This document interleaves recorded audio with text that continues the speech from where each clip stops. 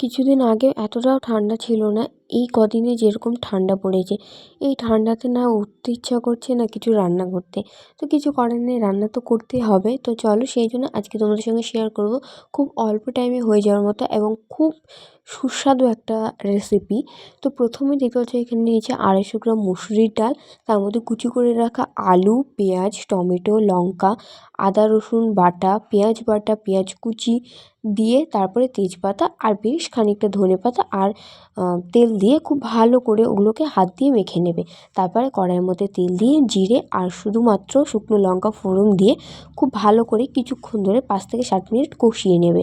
তারপরে এর মধ্যে পরিমাণ মতো জল দিয়ে জাস্ট ফুটতে দিয়ে দেবে। তার মধ্যে একবার লেপের তলা থেকে ঘুরেও আসতে পারো। তো তারপরে যখন হয়ে যাবে একবার মাঝে মধ্যে নাড়া দিলেই যথেষ্ট।